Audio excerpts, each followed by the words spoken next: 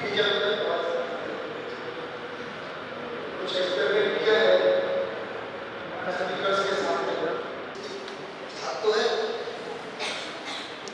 वो वैसे ही हो गया कि जैसे अगर हमको अब जैसी भी स्थिति में अगर हमको ऐसी जगह छोड़ दिया जाए कि जहाँ पे ना एसी है, ना घर है, ना मकान है, ना पेड़ पौधे की धरती है, तो क्या हम सर्वाइव कर सकते हैं? नहीं कर सकते। अगर हमको खेती आती है तो अस्तित्व में भोजन उगाने की व्यवस्था है, हमने समझ लिया उसको, तो हम समझे अगर वहाँ पहुँच भी गए तो हम उगाने कर सकते, इतना ही समझ लिया।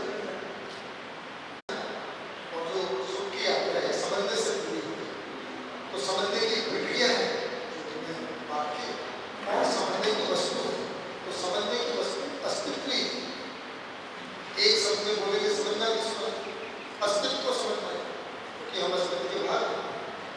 अब अस्तित्व ही शब्द को एक्सपेंड करके हमने 3 भाग में किया है ना, कि उसमें अस्तित्व दर्शन ज्ञान, जीवन भूता है, जीवन ज्ञान और अब अस्तित्व दर्शन को एक्सपेंड करें, तो हर चीज को हम एक्सपेंड, जैसे कल मैंने आपके सामने एक प्रस्ताव रखा था कि अगर मुझे बोले कि मुझको भोजन चाहिए, तो भोजन नहीं है, उसको आपको एक्सपेंड करें, तो हम अस्तित्व सहअस्तित्व है, अस्तित्व में क्या क्या है उसको एक्सपेंड करें, तो एक एक बिंदु को, ये सारा जुड़ा ही हुआ है, लेकिन हम जुड़े हुए को बाद में भी देखें, साथ साथ भी देखें, तो एक साथ जब समझ लेते हैं तो एक एक मुद्दे पर फोकस भी करें, तो अभी हम एक एक मुद्दे पर फोकस करते हैं, तो हमने एक लक्ष्य को प्राप्त किया, अस्तित्व सहअस्तित्व है, और उसमें व्यापक पढ़ाया गया।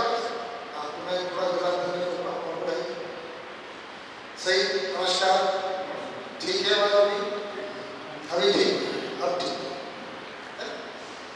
तो एक हमने समझा कि अस्तित्व सहअस्तित्व है, और सहअस्तित्व का मतलब है, इस शब्द का अर्थ क्या है कि व्यापक और प्रकृति, व्यापक और इकाइयां साथ साथ, पहली बात तो यही, और दोनों ही हमेशा हमेशा से है, थी भी और रहेंगी, ये उसका दूसरा मतलब भी यही है कि एक दूसरे में कन्वर्ट नहीं होगी, प्रकृति खत्म हो जाए, व्यापक नहीं बचेगा, और व्यापक से प्रकृति पैदा हो जाए, ऐसा नहीं होता। व्यापक में डूबी भीगी भी है, और इसके होने से वो बल संपन्नता है, ऊर्जा संपन्नता है, क्रियाशीलता है, नियम नियंत्रण संतुलन है, क्योंकि व्यापक में है, और उसी वजह से उसमें जो क्रियाशीलता का भाग है वो पूर्णता की ओर अग्रसर है। क्रियाशीलता है साथ में, क्योंकि व्यापक पूर्ण है तो पूर्णता को और अग्रसर है, पूरी प्रकृति, तो सभी मिलकर पूर्णता को प्राप्त है। It's like a team game, cricket, तो एक व्यक्ति नहीं जीतता है, पूरी टीम मिलकर सब अपना अपना काम करता है, कोई बॉलिंग करता है, कोई बैटिंग, कोई फील्डिंग, कोई कुछ करता है, सब मिलकर। फुटबॉल में भी ऐसा नहीं है जिसने गोल मारा तो ऐसा थोड़ी कहेंगे कि उसी ने गोल मारा, पीछे से किसी ने दिया, सेंटर हाफ में दिया, किसी ने सेंटर फॉरवर्ड किया, आगे बढ़ा हुआ गोल किया, तो इसे टीम गेम। तो पूर्णता को जो प्रमाणित होना है वो पूरी प्रकृति को ही पूर्णता को प्रमाणित होना है, इसी तरह। तो उस अर्थ में सभी पूर्णता की ओर अग्रसर है। तो एक माइलस्टोन है पूर्णता की ओर कि ये जो गठन बना हुआ है, ये गठन का पूर्ण यानी अमृत हो, कि उसके गठन में कोई परिवर्तन नहीं, वो एक माइलस्टोन है पूर्णता की।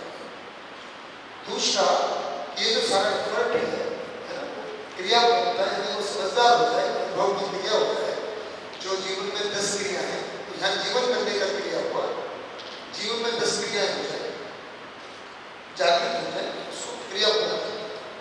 और आचरण, गति का मतलब आचरण, पूछ रहे थे यहाँ पे गति कह रहे हैं, शब्द, देखिए शब्द जो है वो लिए हुए हैं साहित्य और समाज से, पर उनको यहाँ पे अलग तरह से परिभाषित किया हुआ है। जैसे परिणाम का मतलब हर गठन को परिणाम है, 2 अंश के परमाणु को गठन में परिणाम, किसका परिणाम है, कोई श्रम किया तो कोई परिणाम निकला, परिणाम गठन के रूप में ही करता है, इसलिए उसको परिणाम किया। तो रिजल्ट की तरह दर्शन में लोग कह रहे हैं इसको परिमाण कह सकते थे, पर नागराज जी ने ऐसा यूज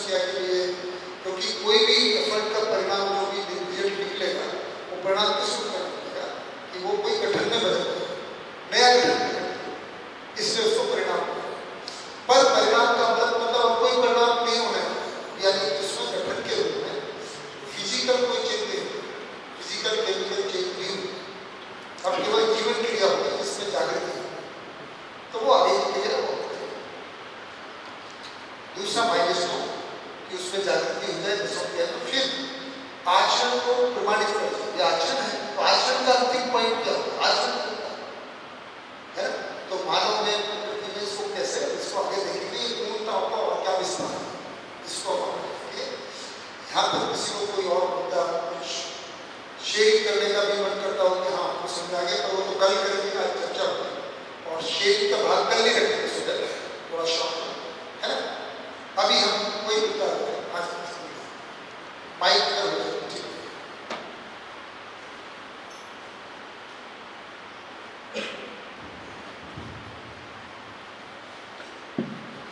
ठीक है। व्यापक में हमारी प्रकृति भीगी है, डूबी है और गिरी हुआ है, क्रियाशील है। तो वो डूबा है क्रियाशील क्यों है, जो भीगा है वो ऊर्जा संपन्न क्यों है, और वो गिरा है वो। हाँ, इसको ऐसा भी कर सकते हैं कि भाई है ना, ये एक जो दर्शन को जब कोई व्यक्ति देखता है ना, तो एक किसी क्रिया तो हो रही है, क्रिया को किसी कैरेक्टरिस्टिक से असाइन किया है। पहले ये है कि रिस्पेक्ट से बोल। हाँ, क्योंकि इनसे इन शब्दों से ऐसा एहसास होता नहीं, जैसे मैंने बताया ना, गिरे होने से, डूबा होने से कि कोई संगीत में डूब गया, किसी के प्यार में डूब गया, तो क्या करता है उसके ख्याल में खोया ऐसा। कोई किसी प्यार में डूब गया तो क्या करता है, तो कुछ कुछ क्रियाशील हो जाता है। घिरे होने का मतलब ऐसे ही होता है कि घिर गया, हमने कोई चीज को सीमा में की। सुपरफिशियल है, भीगा नहीं सुपरफिशियल। हाँ, मतलब ऐसा भी कह सकते हैं, ये तीनों से ये ऐसा नहीं बना सकते, उससे कोई फर्क नहीं पड़ा क्योंकि ये इंडिविजुअल नहीं है, कंकरेंट ही है। ठीक है सर, हाँ। तो आगे बढ़े, तब तक कोई और मुद्दा किसी को मिलता है, तब तक हिमांशु भाई में मिटा दूं एक बार संकटता का अपने संकटता ठीक है भाई, तब तक मैं मिटा दूं एक बार कहीं सुधे।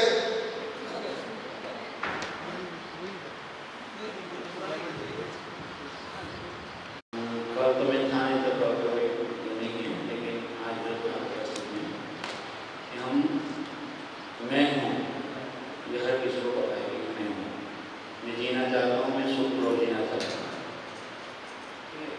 तो ये सारी अभी जो भी समझ रहे हैं, अभी समझ रहे हैं वो वाली बात, या फिर जन्म से लेकर अभी तक की जो भी यात्रा रही है, वो सारी की सारी कसरत सुखपूर्वक जीने का अर्थ में ही है। तो सुखपूर्वक जीने के लिए मतलब अस्तित्व में है, तो हम जिस अस्तित्व के पार्ट हैं, तो मुझे सुखपूर्वक जीना है, वो मेरा अस्तित्व दर्शन ज्ञान से जुड़ा हुआ चीज़ है। इस रूप में हमने अस्तित्व दर्शन ज्ञान को समझने के लिए भी प्रयास में लगे हुए हैं। मेरा निरंतर सुखपूर्वक जीने से अस्तित्व दर्शन ज्ञान जुड़ा हुआ है, इसलिए मैं अस्तित्व दर्शन ज्ञान के लिए अभी बातें सुन रहा हूँ। अब अस्तित्व दर्शन ज्ञान को समझने के क्रम में जब चलते आगे, देखा कि व्यापक है और प्रकृति है। व्यापक में संपूर्ण प्रकृति, तो व्यापक एक अलग आइडेंटिटी है, और प्रकृति कहेंगे तो प्रकृति मानेंगे अनंत इकाइयाँ, जिसमें पदार्थावस्था की इकाइयाँ भी आ गई, प्राणावस्था की भी आ गई, जीवावस्था की हो गई और ज्ञानावस्था की भी आ गई। तो व्यापक में ये सारी इकाइयाँ संपृक्त है। संपृक्त है माने क्या है? डूबी है, भीगी है और गिरी है। डूबी होने की वजह से क्रियाशील है, भीगी होने की वजह से ऊर्जा संपन्न है और चुंबकीय बल संपन्नता है, और गिरी होने की वजह से नियम नियंत्रण संतुलन न्याय धर्म से नहीं है। इस रूप में ये सारी अस्तित्व की जो स्ट्रक्चर है, अस्तित्व की जो रचना है, वो इस प्रकार की है। और क्रियाशीलता को जब और खोलने का देखा तो उसमें है कि शांति परिणाम का हमने इस रूप में देखा कि प्रकृति का अर्थ ही है कि जो सदा क्रियाशील है, तो कुछ ना कुछ क्रिया हो रही है, तो क्रिया का आगे ना आगे कोई परिणाम आता रहा है। क्या एक नए स्वरूप में एक क्रिया चल रही है, तो क्रिया वही की वही नहीं चल रही है, उसका कुछ ना कुछ इम्प्रूवमेंट हो रहा है, क्योंकि वो पूर्णता की ओर अग्रसर है। तो पदार्थावस्था की अनेक सारी क्रियाएँ हैं, प्राणावस्था की हैं, वो सारी क्रियाएँ आगे आगे परिणाम क्रियाशीलता के कारण विश्राम गति परिणाम है, परिणाम एक एक आगे का परिणाम करते करते कहाँ तक पहुँचा परिणाम कि ऐसे जगह पे पहुँच गया परिणाम कि जहाँ पे और कोई परिणाम पे हो ही नहीं सकता। ऐसे परिणाम को पा चुका उस रूप में है वो गठन पूर्णता है और अमरत्व की बात हुई और फिर उसने आगे की जो संगति परिणाम चलती है उसके आगे में फिर विश्राम की ओर और फिर आगे पूर्णता इस रूप में बहुत बढ़िया मास्टर। अब हम ABC है ना, तो हमने कहा व्यापक नित्य है, जीवन अमर है और प्रकृति शाश्वत है। तो इन सब तीनों के संयोग से क्या होगा? एक तो लक्षण है कि अस्तित्व से अस्तित्व है और व्यापक में प्रकृति संप्रकृति है। तो फिर कहेंगे कि अस्तित्व में नियति क्रम है। इन सब के संयोग से क्या है? नियति क्रम है। तो मैं लिख देता हूँ क्रम। अस्तित्व में नियति क्रम, तो अस्तित्व में है नहीं। नियति से हम क्या मानते हैं अभी तक? डेस्टिनी, नियति। तो हमारी डेस्टिनी क्या है? हम किस रूप में उसको भी सोचते हैं? भाई दीदी आपके पास अपने पूर्व जन्म के कर्मों पर हमारी डेस्टिनी निर्भर करती है, अभी मानते हैं ऐसा मानते हैं। दूसरे अर्थों में और कोई एक तो ये मानते हैं कि पुराने जन्मों के हिसाब से, कर्मों के फल के हिसाब से हमको कुछ इसमें रिजल्ट मिलेगा, फल मिलेगा, वो हमारी नियति है। कि अगर हमने पिछले जन्म में किसी को चाटा मारा था तो इंटरेस्ट के साथ इस बार हमको देगा तो भूसा मारेगा। या जैसा अभी हम कर रहे हैं वैसे हमारी आने वाली लाइफ में हमारी नियति डिसाइड होगा, ऐसा ही होगा। इसीलिए दान धर्म। अब ये समझ में आता है लेकिन पहला चाटा किसने मारा? जब पहली बार किसने चाटा मारा तो तब उससे पिछले जन्म में उसने किया। और कोई नियति? दूसरा हम नियति ऐसा मानते हैं कि इस जन्म में हमको नौकरी मिलेगी, ये प्रीडिटरमिनेड डेस्टिनी, मतलब भाग्यवाद से भी जोड़ देते हैं। दूसरा है ना कि भाई हमको शादी होगी तो किसके साथ? तो ये हमारी नियति कि ये हमारे पढ़ने पढ़ना था, ऐसा नहीं, ये पढ़नी थी, इसको हम नियति की इसके भाग्य के ऊपर छोड़ देते हैं। सलाह नहीं ऐसा कुछ गड़बड़ नहीं है सर? कैसे? ऐसे ही है कुछ और मानते हैं? माइक में बताइए। बोल देते मेरे भाग्य में कोई लिखा था या लिखे वैसे समझते हैं, वैसे ही मानते हैं कि जो पहले से तय है, अगर एक तो ईश्वर ने लिखा है कोई जो लिखा है वही बहुत मजा है ना, ताली हो। और ईश्वर भाई जो है कहीं पे कंप्यूटर लेके बैठे हैं और सब लिख देते हैं, ऐसा हमने माना है ना। पर ये तो है कि पहले से कुछ तो तय है, जो भी घटना है उसमें दोनों वैसे भी उपयोग होते हैं। जैसे हम जो भी हो रहा होता है, एक मानने वाले कि जो कुछ होता है हमारी मर्जी से, भाग्य कुछ नहीं, भाग्य कुछ नहीं, सब कुछ क्या है? पुरुषार्थ। मानव जो चाहे कर सकते। ये बात ठीक है क्या?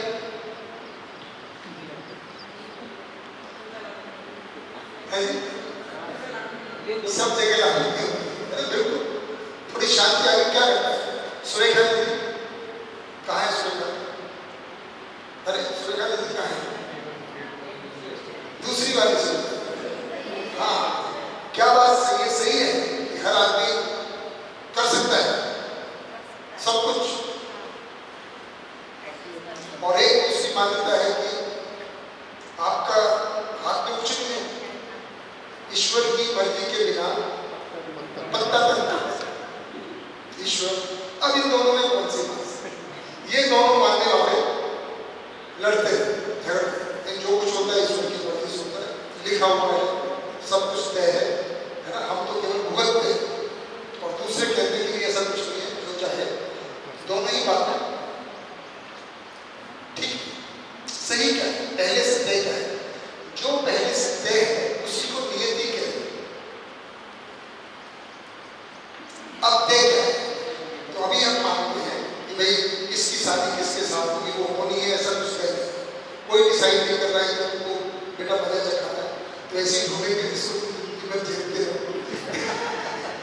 ऐसा कोई लिख के तय नहीं कर रहा है, या किसी को देंगे तुमको, बड़ा तुमने लोगों को परेशान किया है ना, जो है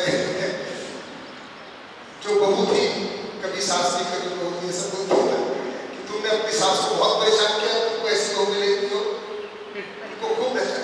तो ऐसा कोई देख नहीं रहा है कि वो तय करता है, ऐसा कुछ नहीं। पर इसका मतलब ये नहीं है कि अपनी सास को बहुत सताओ। अब तो चलो छुट्टी मिल गई, कोई देखने वाला नहीं और कोई किसी ने, लेकिन उसका फल तो भुगतना पड़ता ही फायदा।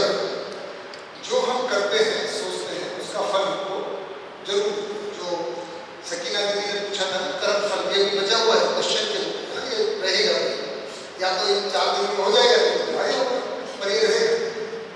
पर उसका फाउंडेशन है ना, फाउंडेशन तय हो जाए कि कर्म का मतलब क्या है और उसका फल क्या है।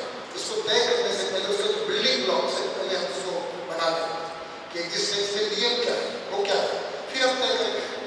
तो तभी तो समाधान हमको मिल जाए, पर पहले है क्या। हम एल्जेब्रा में ये बोलते हैं ना, अब हम ये कुछ देंगे, इसको तो समझे। कई बार बच्चे क्या होते हैं तो मैथमेटिक्स को पढ़ते हैं, राम की आज उम्र अपने बेटे से 10 साल ज्यादा है, 20 साल ज्यादा ऐसा लगता है, और 10 साल बाद उसकी उम्र, मुझे बताओ उनकी उम्र क्या है, और वो बच्चा लिखा था 50 साल, क्यों लिखा मेरी उम्र? ऐसा थोड़ी होता है, जो गिवन है उसको तो पढ़ो ना पहले, बिना गिवन को पढ़े उसका अंतर संबंध ये कहते हैं गिवन क्या है और पाना क्या है। हमके सामने यूनिवर्स है और हमारे सामने इसमें कि कुछ भी हो, इतनी तो बात है। तो सारे इक्वेशंस को ठीक से बैठाने ताकि सुखी हो जाए, किसी का नाम लेते हैं। हम क्या करते हैं, गिवन को इग्नोर करो, छोड़ो, हमको क्या मतलब ईश्वर है, हमने मान लिया बस ऐसा ही होगा, अब तू सुखी कर, हे ईश्वर। वो कहता मैं नहीं करता इसलिए हमको सुनना नहीं, ऐसा नहीं। अस्तित्व में जो नहीं है उसको मान लेते हैं और जो है उसको मानने नहीं चाहते, क्योंकि अपनी जिम्मेदारी बढ़ जाती है। तो नियति मानने वाले बड़े रिलैक्स रहते हैं उस समय के लिए। ऐसा नहीं कि हमेशा उनको लगता है हमको कुछ करना ही नहीं है, जो होना है उसकी मर्जी से होना है, करने वाला वही तो अपना क्या है। तो जो गलत हो रहा है वो भी उसकी मर्जी से ही हो रहा है, तो भी उसकी मर्जी, फिर आप क्या करोगे? फिर कह रहे हम पढ़े, हम बस नहीं है, हम तो ऐसे भाई उसकी मर्जी थी, उसको मान क्यों नहीं लेते? नहीं मानते, तब नहीं मानते। हमारा तो प्रमोशन नहीं हुआ, ये बॉस जो बड़ा खड़ूस है, जो चापलूस है उसकी सुनता है, लेकिन बॉस की क्या गलती है? जब उसकी मर्जी के बिना बनता तक नहीं बोलो प्रमोशन कराए, नहीं मानी मांगे प्रमोशन तो बॉस को करना है ना। तो हम पूरी तरह मानते भी नहीं, यहाँ हमको ठीक करता है वहाँ मान लेते हैं, जो गड़बड़ हो रहा है ईश्वर की मर्जी से हो रहा है और जो कुछ अच्छा हो जाए तो पूरी तरह एक बात को मानता हूँ। तो आज हम समझेंगे कि नियति मतलब जो पूर्व है, पहले से तय क्या है और हमारे हाथ में क्या है। जैसे एक छोटा सा उदाहरण, इस धरती पर ठंड कब होगी भारतवर्ष के क्षेत्र में और बारिश कब होगी और गर्मी कब होगी, क्या ये हम तय कर सकते हैं? ये कौन तय करता है?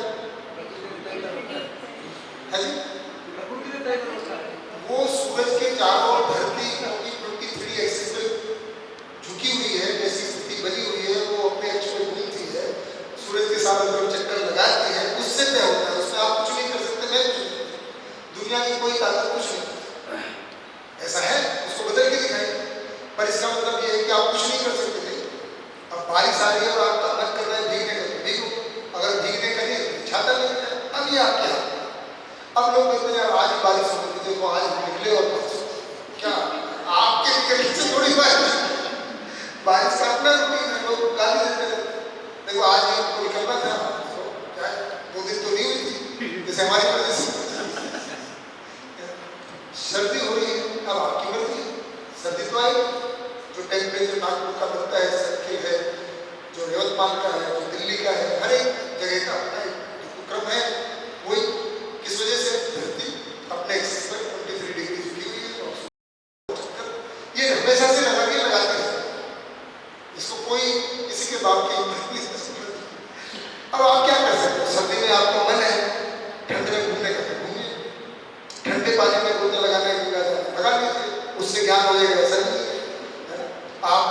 से रजाई में उनकी ठंडी चाय पी लीजिए, ये आपके हाथ में है।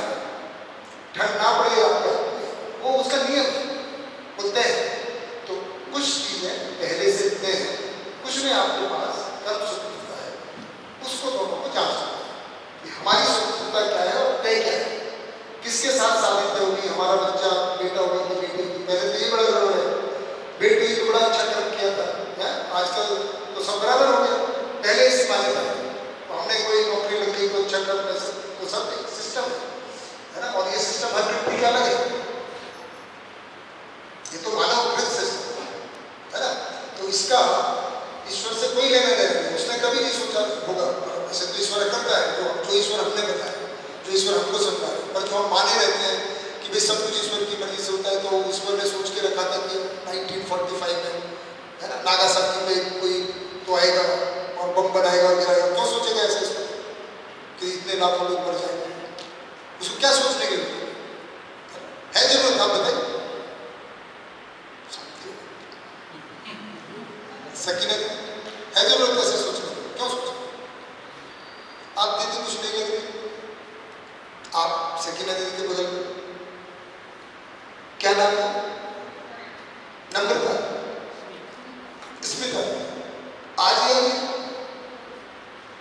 कल आई, आवाज कोई बात। तो हम आज भी देखेंगे कि अस्तित्व में क्या तय है, उसी के अंदर मानव की स्वतंत्रता है। अनदर एग्जाम्पल है, एक बार आप किसी ट्रेन में चढ़े, है ना, उदाहरण की बात, अभी आपके हाथ में थोड़ी एक ट्रेन की जरूरत है, वो तो जो पटरी है और जो ड्राइवर है जो उसका घूमते हैं तो चलिए, आपके हाथ में क्या है? आप बंद कर लेटो, रिजर्व है, सो जाओ, बैठ जाओ, थोड़ा वॉक करो, ये सब आप चाहोगे बैठो दिल्ली जाने वाली ट्रेन में के लिए मेरी मर्जी है, कैसे जाए? वो तो रेलवे ने जो बड़ी व्यवस्था तय कर दिया है, आपको पहले से देखना चाहिए। तो जिसको हम बदल नहीं सकते वो ये है नियति, जो हमारे हाथ में, हमारी जितनी भी स्वतंत्रता है उतनी ही सीमा में होगी, उसको नियति करते हैं।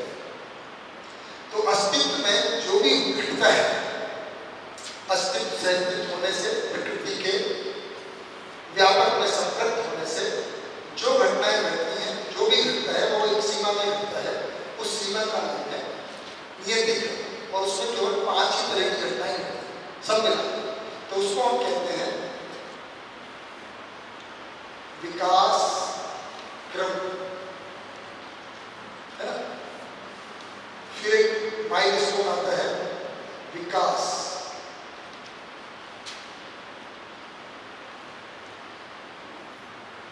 जागृति क्रम, और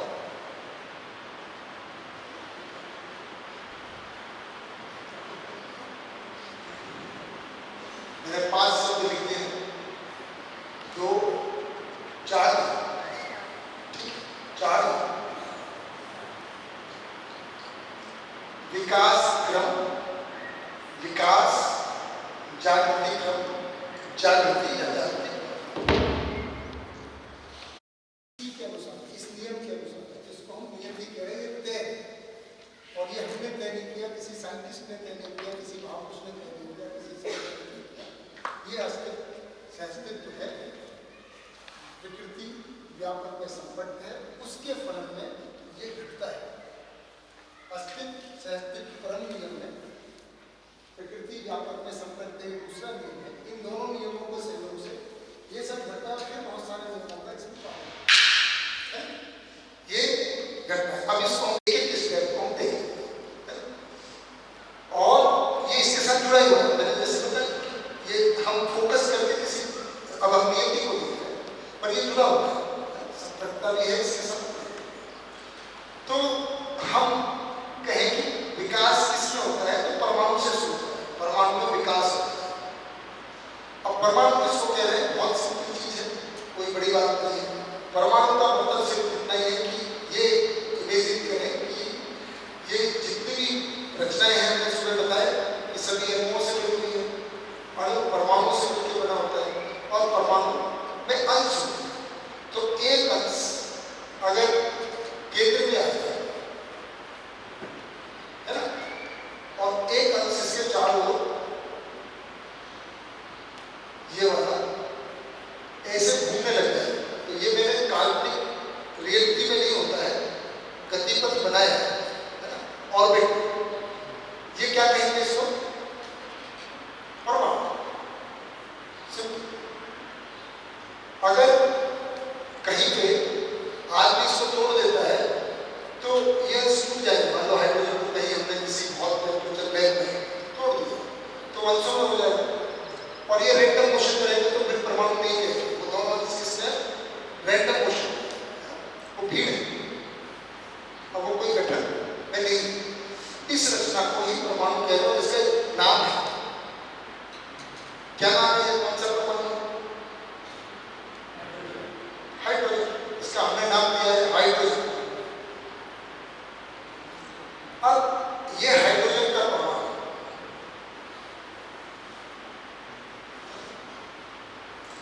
अगर विकास की ओर बढ़ेगा, है ना, तो अगला स्टेप क्या आ सकता है?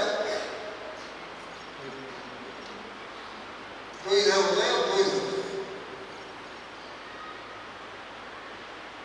कहीं से स्थापन प्रस्थापन या संकटन विकटन जैसी घटनाएं होती रहती है, जैसे सूरज पे हो रही है, तो कुछ अंश आए क्योंकि कहीं पे कोई और था उसे टूटे और इसमें विकास हुआ किसी समय, तो ये विकसित होकर क्या हो गया?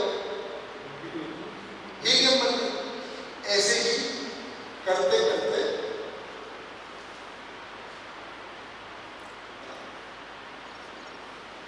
करते करते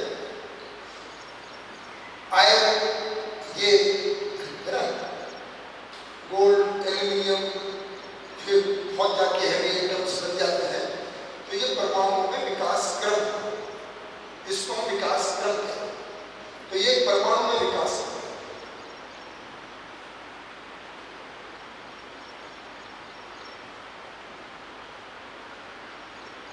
है। तो परमाणु में विकास क्रम होते होते और एक स्थिति बनेगी जिसको हम कह रहे थे कि इनको हम कह रहे हैं, इन सभी परमाणुओं को गठनशील परमाणु। गठनशील यानी कि इनके गठन में परिवर्तन हो रहा है और इसमें विकास की जो घटना घटेगी, तो ये यहाँ तक विकास क्रम ही बना है। और एक घटना घटी कि परमाणु का गठन पूरा हो गया और वो जीवन या चैतन्य परमाणु बन गया, तो उसको हम कह रहे हैं गठन, जो हमें लिखा हुआ है।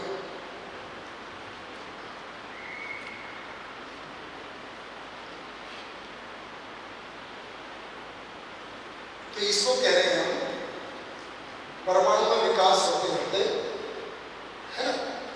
और अब इसका जो स्ट्रक्चर है, जब जीवन परमाणु आएगा तो इसमें कर लेंगे। अभी आपको ध्यान देना कि ये परमाणु में विकास होते होते एक गठन पूर्णता की स्थिति बनती है। अब ये हो गया, अब यहां से शुरू करते हैं। अब ये जीवन है।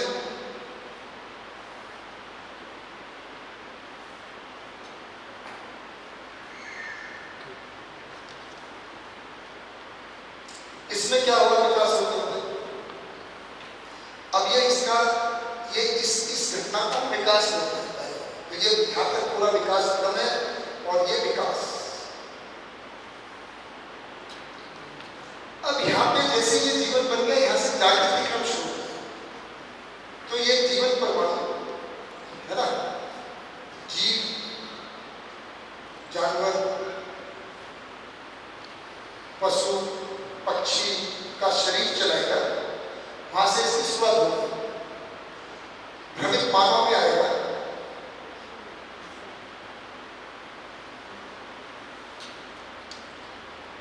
और उसके बाद इसमें जागृति बढ़ती जाएगी।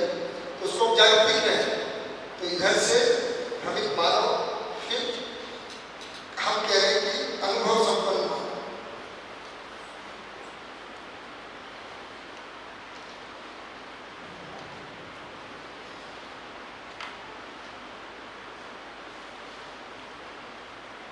मैंने 3-4 शब्द लिख दिए। ये भ्रमित है, अब ये जागृत हुआ, अनुभव संपन्न हुआ, समझदार हुआ। ये मानो एक स्टेप हुआ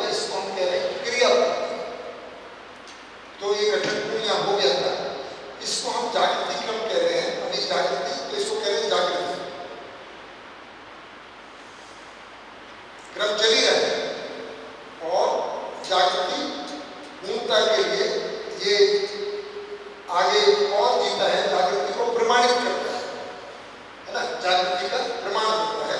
तो यहाँ पे आ गया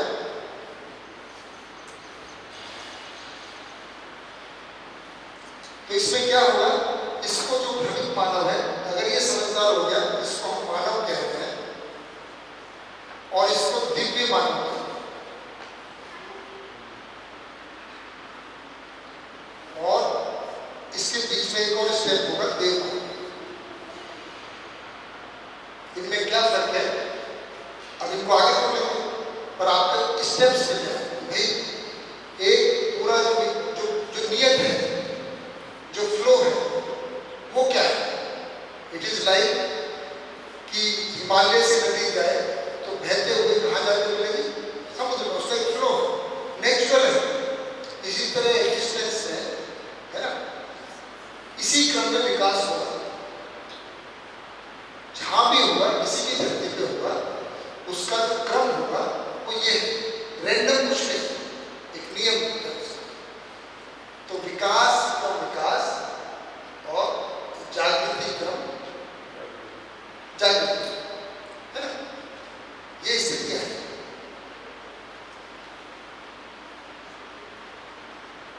तो आज में जो स्थिति हुई, इसी को हम फिर क्रिया पूर्णता भी कह रहे हैं।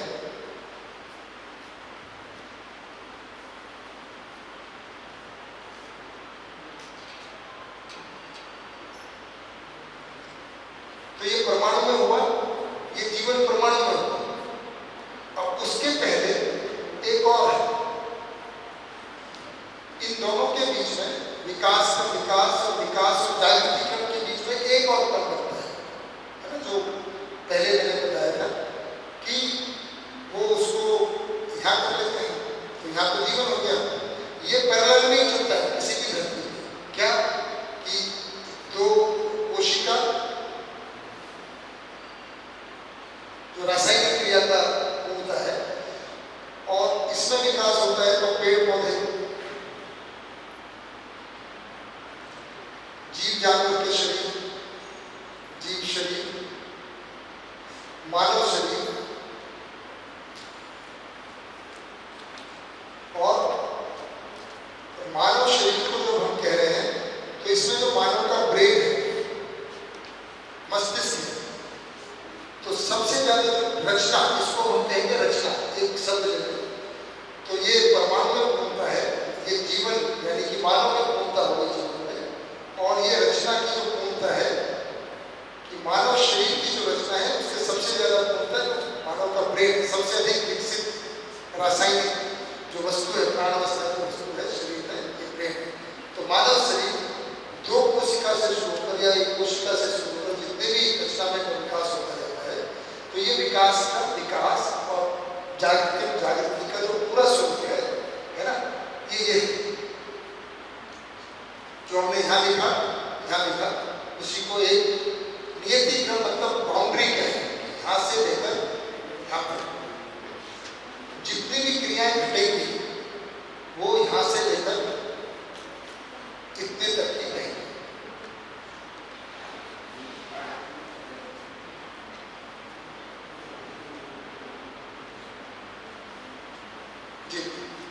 इसका मतलब माइक्रोलॉजी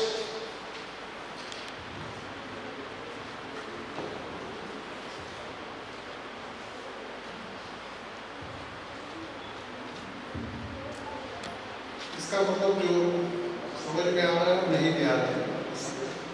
विकास क्रम में जैसा हाइड्रोजन का हीलियम हो जाएगा, फिर उससे ऑक्सीजन हो जाएगा, उसका मेटल हो जाएगा, फिर गोल्ड हो जाएगा, डायमंड हो जाएगा, फिर कोशिकाएं हो जाएगी, पेड़ पौधे हो जाएंगे, एनिमल आदमी हो जाएगा, फिर उसका विघटन होकर फिर से उसमें से कार्बन वगैरह अलग हो जाएगा, ऐसा साइकिल चलता रहेगा जी। लेकिन ये हाइड्रोजन का हीलियम और बाकी जैसा जो स्ट्रक्चर बड़े हैं अभी तक जो है, तो एक से दूसरा हो जाने में पहले नहीं पड़ा। अगर इसमें थोड़ा बहुत साइंस का सहारा लेते हैं और थोड़ा अनुमान लगाते हैं, साइंटिफिकली नहीं पड़ रहा है। हाँ नहीं, तो अगर उसको देखें तो साइंटिफिकली भी, जैसे अभी सूरज है, एक सूरज की स्थिति है ना, विकास करते हैं, उसको भी चलो धरती की पे भी विकास हो जाता है ना, उसको भी एक लाइन को पूरा कर देते हैं। तो परमाणु में विकास हुआ, केवल धरती पे इसको कैसे देखेंगे, है ना। तो विकास की जितनी भी यथास्थितियां हैं, है ना, तो सबसे कम विकसित और सबसे अधिक विकसित को इसमें भी देखें। तो इसको हम सबसे कम विकसित परमाणु कह रहे हैं और इसको सबसे अधिक विकसित, है ना, इसको सबसे कम विकसित रचना, और ये मानव का शरीर ब्रेन के साथ सबसे अधिक रचना। परमाणु जब जीव जानवर में कम जाते और ये सबसे अधिक जाते, तो ये परमाणु के लिए हुआ, कोशिका के लिए हुआ, जीवन शरीर के साथ जब दोनों जुड़ गए, है ना, जीवन और शरीर साथ साथ। तीसरा स्थिति धरती की, है ना। तो अगर ये जो सूरज है अभी उसमें कितने तरह के परमाणु,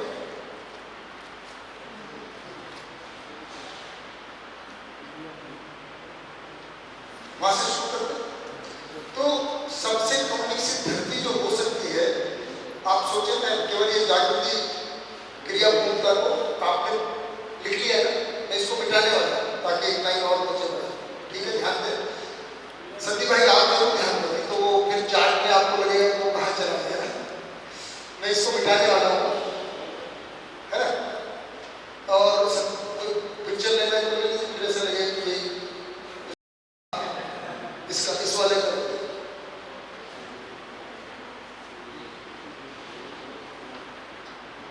ठीक है,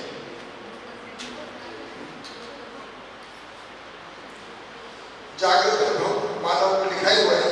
और एक जी इसमें क्या कह रहे हैं, बहुत बड़ा, फिर वो एक साथ पूरा लिखाई नहीं देगा। देखो मैंने पहले कल बोला था, अगर मैं बोल रहा हूँ और आप उसी समय लिखेंगे तो फिर समझ में आएगा। तो मेरे बोलने के साथ लिखेंगे, है ना, क्योंकि वो फिर बड़ा लिखने से जगह नहीं मिलती, थोड़ा बोर्ड का इस्तेमाल, है ना। फिर भी मैं कोशिश करूँ और बड़ा हो सकता है। तो अब धरती में तो ये रचना में हुआ, कोशिका से ये परमाणु में हुआ।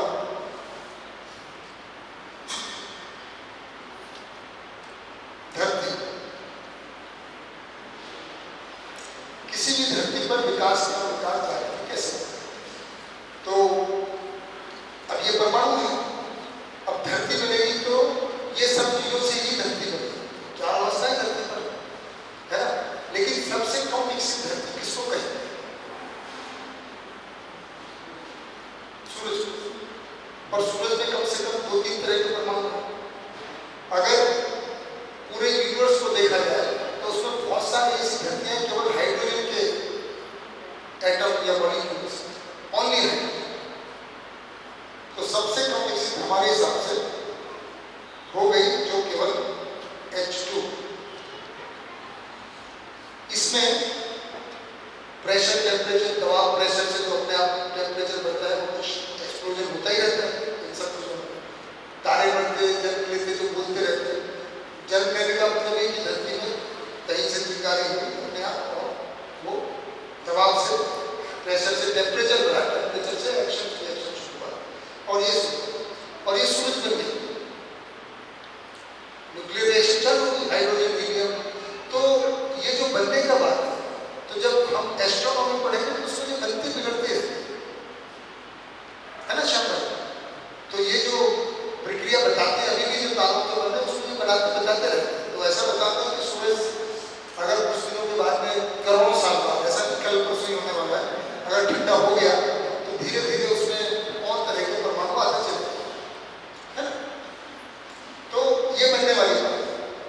इससे अधिक विकसित सूरज को ले, उसमें कम से कम H2 और He, थोड़े आयरन, बहुत कम है बोर में, लेकिन है, बनने शुरू हो गए, समझ आ। अब ये तो कहेंगे अविकसित। अब इससे थोड़ा आगे बढ़े, अब ये चांद है, मून, मार्स है, वीनस है, तो ये सूरज से विकसित है लेकिन धरती के बराबर नहीं।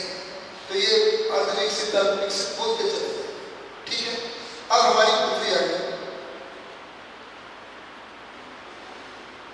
इस पे अब यहाँ पर कुछ भी नहीं है, यहाँ पानी की संभावना ढूंढ रहे हैं, लेकिन यहाँ पर कम से कम 94 तरह के एटम है या 50 तरह के एटम है। वैज्ञानिक अभी चंद्रयान फिर भेजा है, पता लगाएंगे, पर जितने तरह के एटम यहाँ हैं जो हमने लिखे थे सुने, वो सारे यहाँ नहीं है।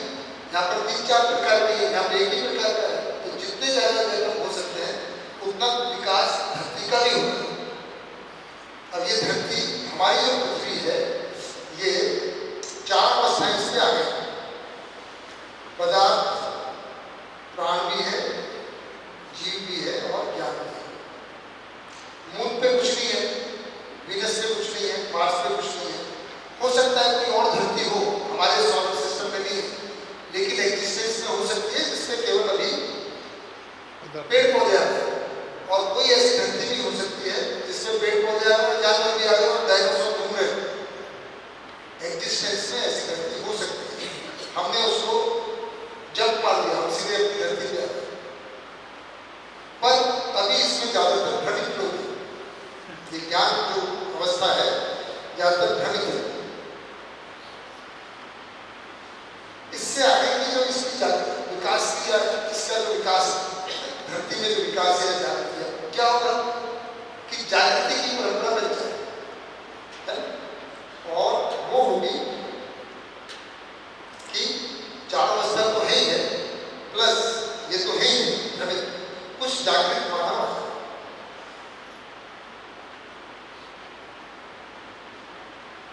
ये क्रियापूर्ण जो मानव है, इनकी संख्या बढ़ जाए तो हम इसको जागृत, और इसमें कम से कम 10% पॉपुलेशन देव मानव की हो जाए, देवी मानव की हो जाए, 20% देव मानव की, 50% मानव और 10-20% भ्रमित भी रहे तो भी कोई दिक्कत नहीं, क्योंकि बाकी सब चीजों को संभाल लेंगे। तो भ्रमित की संख्या ज्यादा है, एक आध हो भी जाए जागृत, तो अभी तो उसी को थोड़ा सा मेहनत करना पड़ेगा। ऐसी धरती को हम कहेंगे जागृत धरती। स्वर्ग, अखंड समाज, साधना व्यवस्था, इससे आ रहे हैं।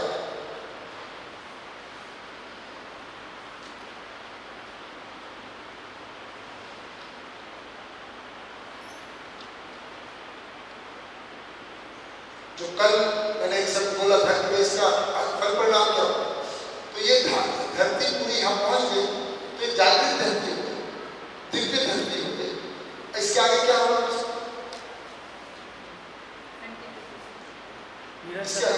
इसकी निरंतरता बनी रहेगी हमेशा हमेशा। यहाँ पर एक हो सकता है,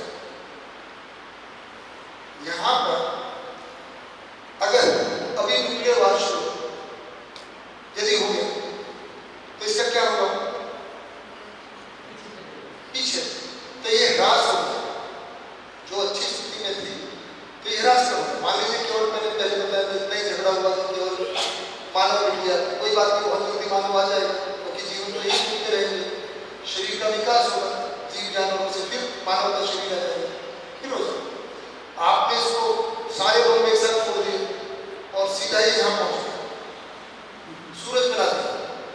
अब क्या होगा? तो जितने भी सारे शरीर हैं वो तो एटॉमिक लेवल पे पहुंच गए। पेड़ पौधे atomic level, molecular bodies atomic level, लोहा सब ज्यादा से ज्यादा। अब यहाँ तो नहीं पहुंचेंगे, यहाँ पे पहुंच जाएंगे। अब क्या होगा इस धरती का? और जीवन यहाँ पे घूम रहे हैं, हम सब आप जीवन है तो यहाँ पर घूम रहे हैं। 2 लाख साल और लगेंगे, 2 लाख साल और लगेंगे, मतलब रास 2 लाख करोड़ों साल बाद फिर क्या होगा? ये फिर ठंडी होगी, फिर यहाँ होगा, फिर पेड़ पौधे आएंगे, फिर जीवन आएगा। जीवन वैसे ही रहेगा, जीवन वैसे ही रहेगा। ये तो भाई अमर हो गया, इसको कुछ नहीं होने वाला है। बहुत भ्रमित मानव आएंगे। एक्चुअली क्या संबोधन में जा रहे थे इसलिए गड़बड़ हो रही थी। हाँ, जिसमें जैसा माइक पूरा करेगा।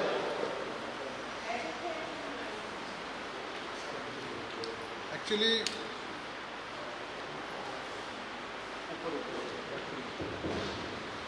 मैं संबोधन में जा रहा था। Actually hydrogen, helium, valence electron 1 2 3 4 ऐसे है ना, जैसा तो जिसमें 1 है उसको हम हाइड्रोजन कहते हैं।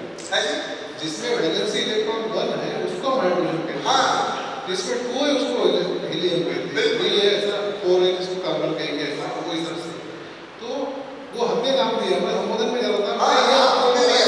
मैं ये तो पता है हाइड्रोजन से हीलियम कैसे हो सकता है? नहीं नहीं, हमने भी वो आपने नाम दिया है, उसमें तो विकास हो रहा है। वो होते रहे। भाई ये धरती है, इसमें हम नाम दे रहे हैं, उसमें तो विकास चल रहा है, प्रगति चल रही है, ये क्रिया हो रही है, वो सब नाम हमने दिए। मतलब हाइड्रोजन कोई हानि नहीं हो रही था, इसीलिए मैं लगता है ये सारे कॉन्सेप्ट एक साथ आने से फिर क्लैरिटी मिलती है कि वो विकास इसी को ये लिखा हुआ है, अगर इसमें कुछ भी परिवर्तन होगा तो रैंडम नहीं हो जाएगा, इस क्रम को फॉलो करें। अगर ये विकास होगा एटम में तो इस क्रम को फॉलो करें, ये लिखा हुआ है। आपकी शादी किसके साथ होगी वो नहीं लिखा हुआ, वो आपकी मर्जी है, पर होगा इसी अर्थ में, या तो आप वकील होगे, लड़ाई झगड़ा करोगे, या जाके तोड़ते खुशी खुशी थी, ये नियम है। इसका तो हाइड्रोजन भी फिर कहीं ना कहीं से आएगा ना, क्योंकि विकास का अगर चलता रहेगा हाँ, तो संतुलन बनने के लिए कुछ तो प्रक्रिया होगी। अब बढ़िया बात यह है कि अस्तित्व में अनंत हाइड्रोजन की धरतियां हैं, कहीं से आएगा नहीं। अभी भी अगर उनकी बात को सही माने एस्ट्रोनॉमर्स जो दूरबीन लगा के देखते रहते हैं, उनका ये कहना है कि अभी भी 90% हाइड्रोजन है। अगर एक यूनिवर्स के छोटे से भी पार्ट को देखते हैं तो जितना भी तारे वाले देख रहे हैं उससे कहीं ज्यादा हाइड्रोजन है। तो ये इसको मतलब सपोर्ट भी करता है, पर लॉजिकल भी लगता है, क्योंकि जो भी विकास होना है तो कोई हाइड्रोजन कहीं और से नहीं आता, वो तो है ही।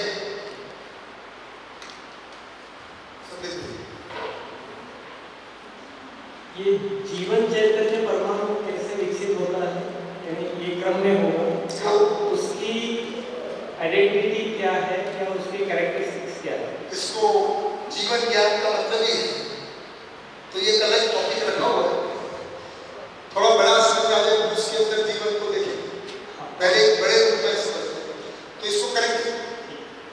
दूसरा एक था जैसे एलिमेंट्स की हमने बात की, तो अभी शायद 116 या कुछ हम बता रहे हैं, 180 और नागराज जी ने बोला है 120 तक जाएगा, 120 हो सकते हैं। हाँ, तो ये क्या सिर्फ मान्यता ही है या कैसे, अभी तो पता ही नहीं है उसमें। देखो 120 वाले को मान्यता कर सकते हो, 78 को प्रमाण मिल गया है, और जब उन्होंने बोला था 1975 में, उस समय तक 108 तक थे वैज्ञानिकों के पास, उस समय जो जानकारी थी, ये तो धीरे धीरे बढ़े हैं, हर 2 साल में, 3 साल में, 10 साल में कोई एक एलिमेंट खोज लेते हैं। तो उन्होंने जो भी अपने टेक्निक से देखा, उन्होंने ये देखा कि मैक्सिमम 120 तरह के हैं। तो अभी मैं कहूँगा मेरी तो मान्यता है, पर क्योंकि उसका प्रमाण उस डायरेक्शन में मिलता चला जा रहा है, तो वो मान्यता पुष्ट हो थोड़ा सा आभास हमारे लिए मान्यता है, उनके लिए तो अनुभव वास्तविकता है। ये तो देखिए जैसे बोलते हैं नाइट्रोजन तो इनर्ट गैसेस जो है ये तो बदलती हुई है, हाँ भैया, जैसे अर्थ में नाइट्रोजन की मात्रा तो नहीं, वो तो इस अर्थ की बात होगी ना, हम तो विकास क्रम की बात कर रहे हैं।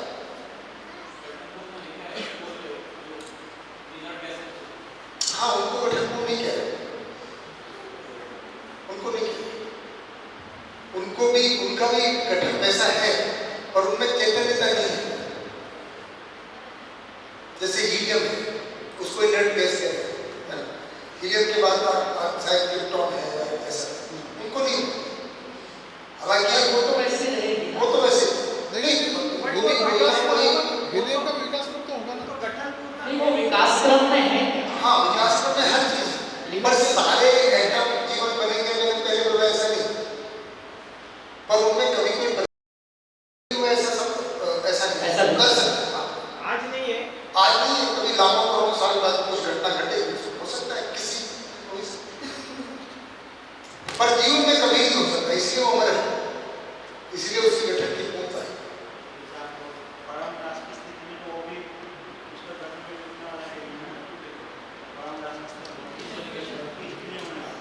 पर अगर न्यूक्लियर बम हुआ तो वो हीलियम, क्रिप्टॉन, सारे के सारे वापस में सबएटॉमिक में पहुंच ही जाए, क्योंकि उस टेम्परेचर पे सब केवल जीवन परमाणु है जिसका गठन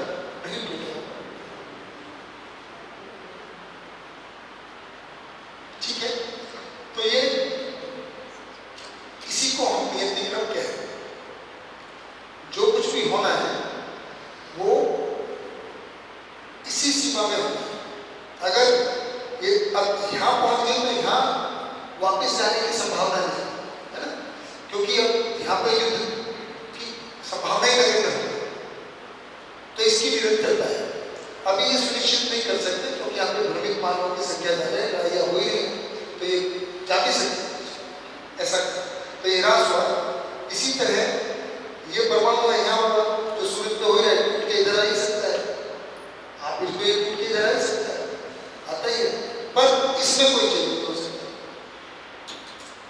ये जो रचना है इस शरीर में होता है, ये तो रचना होती ही रहती है प्राण अवस्था में।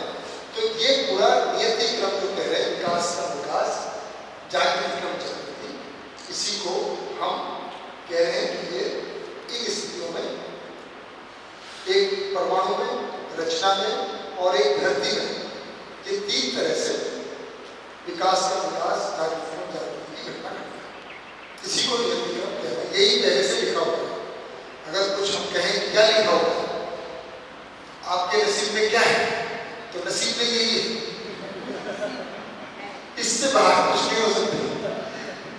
जिसने भी लिखा है, वैसे तो किसी ने लिखना नहीं है, टाइप भी नहीं किया है ना, जो है जो तय है पहले से, नियति मतलब जो पहले से तय है या जो नियम के अनुसार घटता है, तो नियम यही है।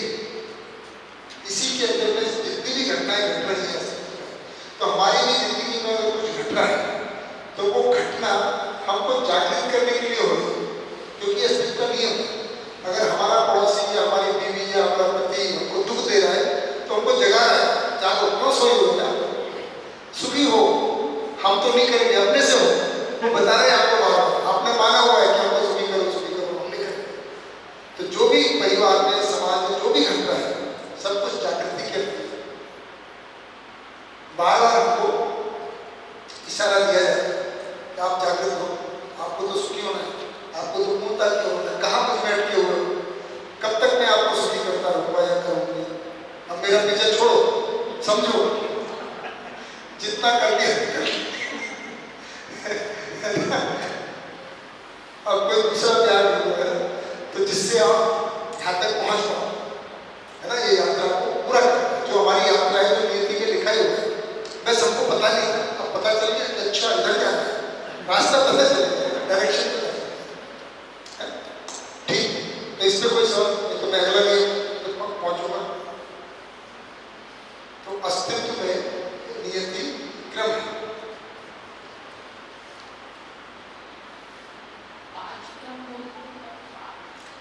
हाँ, मैंने वो रचना वाले को ना विकास क्रम, विकास, जागृति क्रम और एक जागृति कह सकते हैं, 5 कोटि के माना, उसमें मैं हूँ जो 5, अभी ये 4 में ही काम हो जाएगा अगर है जी। अस्तित्व से अस्तित्व है, दूसरा भी प्रकृति व्यापक में संपर्क है,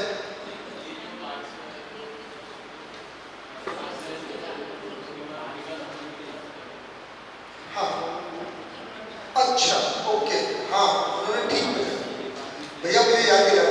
एक्चुअल में जब इसको लिखते हैं अस्तित्व सहअस्तित्व, इसलिए मुझे पास है, पर वो एक को मैंने पहले कर दिया। तो यहाँ पे जब ये शुरू होता है, अस्तित्व सहअस्तित्व है, विकास का विकास, जागृति, इस तरह से वो 5 शब्द ऐसे, हाँ ऐसा नहीं कर सकते, तो वो 4, 5, 6 में बनता है, पर वो इम्पोर्टेंट नहीं, कवर सारे होते हैं, है ना। जागृति क्रम, जागृति और जागृति मूल, ऐसा भी कह सकते हैं। यहाँ पे किसने बनाया, जागृति और फिर जागृति मूल, जिसको आचरण होता है। हाँ हाँ, और जागृति मूल का आचरण है ना। तो ये माइलस्टोन से है, इस तरह से इनको पढ़ सकते, आगे बढ़े। हाँ राहुल भाई,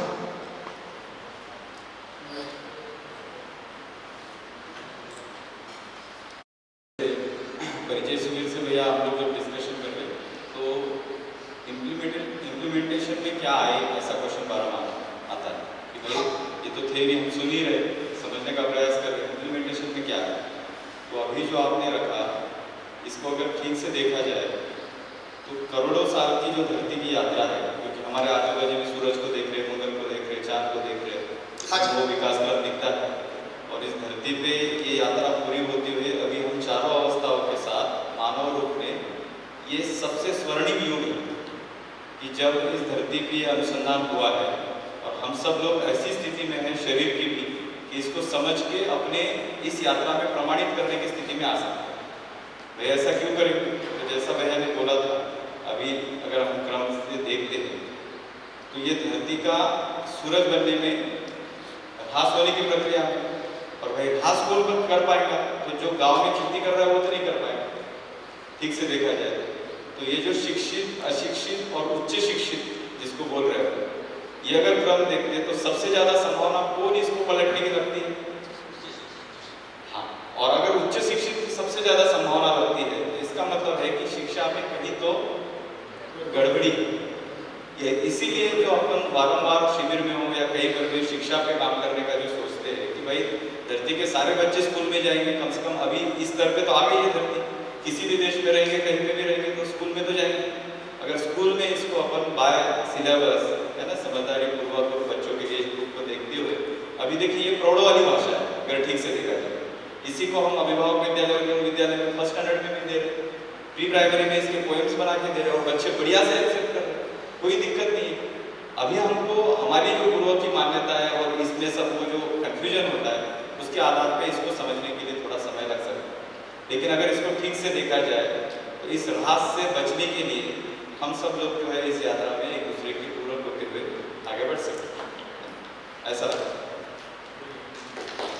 तो धरती को इस स्थिति में लाने के लिए कौन जिम्मेदार, किसको कहेंगे?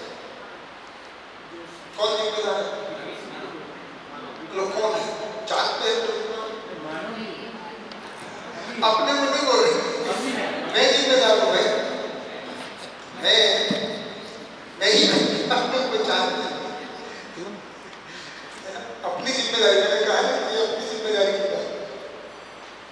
तो हमने पढ़ाई लिखाई करके, देखिए जैसे राहुल भाई ने बताया तो मुझे भी ध्यान आया कि एजुकेशन में जो सबसे टॉप पे पहुंचते हैं, सबसे टॉप पे पहुंचते आते हैं एजुकेशन, वो लोग क्या करते हैं? अगर उनको काम करते हुए देखा जाए तो किस काम में लगे?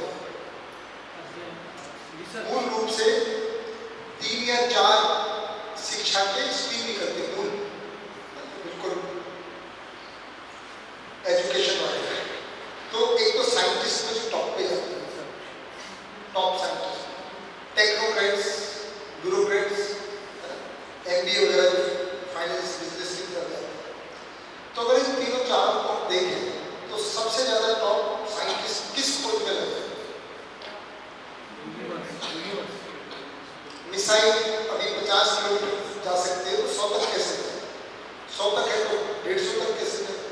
जो टॉप ब्रेन, जिसको हम टॉप ब्रेन बोलते हैं, हालांकि वो ब्रेन नहीं, काम तो जीवन का है, पर जो रोज के उसमें काम होता है, टॉप इंटेलेक्चुअल इंटेलिजेंस, वो इस काम में लगे रहते हैं कि कैसे मानव क्षमता को बढ़ाया जाए। सारा पढ़ाई लिखाई करके क्या करें? इसलिए आदरणीय नागराज जी ने जब अब्दुल कलाम जी को बोला कि आपने जिंदगी भर क्या किया, मिसाइल में, तो ठीक है, पर मिसाइल से होता क्या? आज नहीं होता। तो वो भी समझदार व्यक्ति, उन्होंने अपने को जस्टिफाई नहीं किया। अच्छा ठीक है, तो उन्होंने कहा प्राइस क्या है, अब इसका रेमेडी बताइए, ये तो हो गया मुझसे गलत, तब उन्होंने बताया। तो खैर वो तो आगे की बात है। तो ये जिम्मेदारी को लेकर तो उन्होंने बाबा जी ने कहा देखो इसका रेमेडी ये कि सारे राष्ट्राध्यक्षों के साथ मिलकर कैसे व्यवस्थितीकरण का काम किया जाए, क्या बोलते हैं, डिसआर्मामेंट किया जाए, है ना, इसको किया। तो उन्होंने उसके काम किया, जितना भी कर पाए, जो भी सफलता मिली। पर अगर हम एजुकेशन के टॉप उसको देखें तो उधर लगे हुए, और अगर हम जो बिजनेस माइंडेड है और जो टॉप बिजनेस फाइनेंस के एक्सपर्ट हैं, पढ़ाई करते हैं, वो क्या करते हैं? वो ऐसे इंस्ट्रूमेंट बनाते रहते हैं फाइनेंशियल, जिससे बिना कुछ किए सबसे ज्यादा पैसा उनकी जेब में है। हेज फंड, शेयर फंड, वो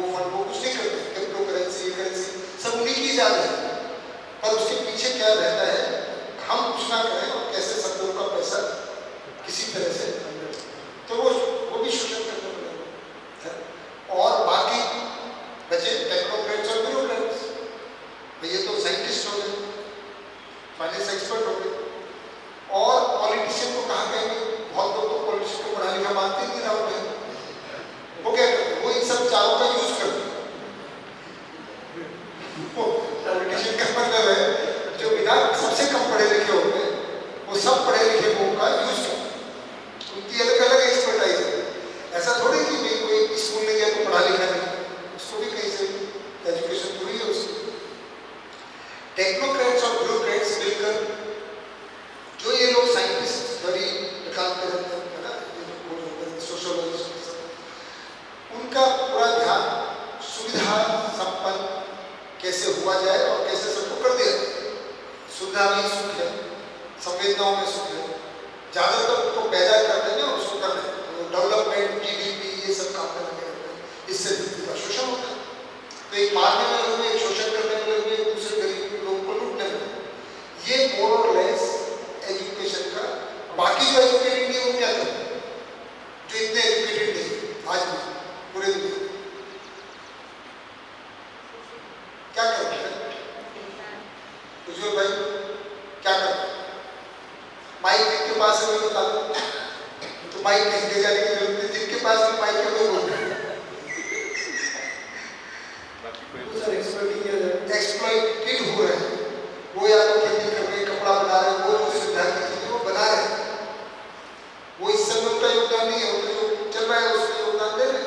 क्या तो उत्पादन में लगे हुए, हमको जो दूध आ रहा है थैली में भर के, हमको चाय की पत्ती आ रही है, हमको मकान बने बनाए, हम तो नहीं बना रहे ना, वो सब ये बनाने में लगे जो ये टेक्नोक्रेट्स करते हैं। तो उनको सुविधाएं कम है, पर हम लोग को सुविधाएं मिल रही है, वो क्रिएट कर रहे हैं, वो अन्न उगा रहे हैं, फल उगा रहे हैं, सब्जियां उगा रहे हैं, वो लगे हुए उत्पादन। तो ग्लोबल वार्मिंग में या युद्ध के किनारे पे ले जाने की जिम्मेदारी उनकी तो मान नहीं सकती, पढ़े लिखे होते तो वही कर रहे होते, बल्कि आज आदमी पढ़ना इसलिए चाहता है, पढ़ना क्यों चाहता है, इन चारों में शामिल हो जाए, ब्यूरोक्रेट्स, टेक्नोक्रेट्स, फाइनेंशियल एक्सपर्ट्स। नेता बनने के लिए कोई नहीं पढ़ता, वो तो जब कुछ नहीं मिलता उसको छोड़ देते हैं, वो अलग ही कैटेगरी है, वो एजुकेशन से क्या है उससे कोई रिलेशन नहीं। जो एजुकेशन तो पढ़ना इसलिए चाहते हैं उस कैटेगरी। तो अब हम एजुकेटेड लोगों को ही जिम्मेदारी लेनी पड़ेगी कि धरती इधर ना जाए, लड़ाई की तरफ ना बढ़े, और हमको ये सोचना पड़ेगा कि कैसे शिक्षा से ऐसा वातावरण तैयार किया जाए कि चलो अभी के जो लीडर है वो तो लड़ते रहते हैं, इस जो पढ़े लिखे बच्चे आगे जाके लीडर बने तो कम से कम दूध की बात छोड़ दें, है ना, ये सब जो बंटवारे की बातें हैं, जो लड़ाई लड़ाई की बातें हैं, ये खत्म। अपने को विश्वासपूर्वक जीने के लिए तो समझना ही है, सुखी होने के लिए समझना है, पर हम रहेंगे कहाँ? लोगों ने तो हमारे घर में बत्ती लगा दी है, धरती रहने के लिए, अगर धरती नहीं रहेगी तो कहाँ सुखी होंगे, कहाँ कमाएंगे? जीवन है ना, तो अपना ही घर है, यहीं पे शरीर चाहिए, मैं जीवन हूँ, तो जीवन को सुखी होने के लिए और सुख को प्रमाणित करने के लिए, जो आपने परिचय से एक लाइन पढ़ी होगी कि मैं जीवन हूँ, सुखी होना रहना चाहता हूँ, सुख को प्रमाणित करना, ये मेरा लक्ष्य। इसके लिए मुझे शरीर चाहिए, शरीर आएगा कहाँ से, तो पेड़ पौधे चाहिए, ये चाहिए, तो धरती चाहिए। तो धरती इसलिए है ताकि जीवन सुखी हो पाए, सुख को प्रमाणित करे, और धरती नहीं रहती तो जीवन क्या करेगा, भटकता है।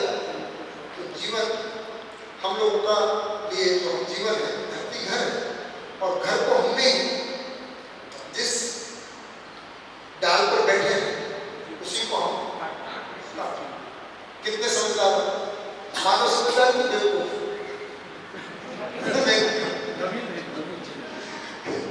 जिस डाल पर बैठे हैं उसी को काटना। ठीक है, तो हम जिम्मेदारी लें।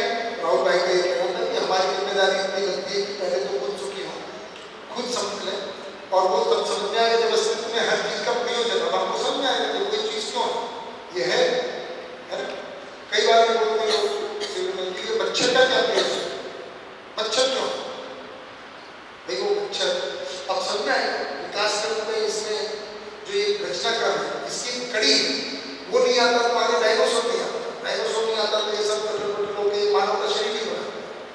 अभी भी जिसकी आवश्यकता है वो है, करता रहता है। ये सब विकास क्रम, रचना क्रम के हिस्से हैं जो संतुलन बनाने में लगे हुए हैं।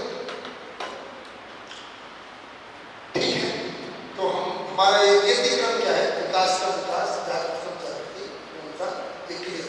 अब आगे बढ़े। हाँ जी, यशवंत भाई,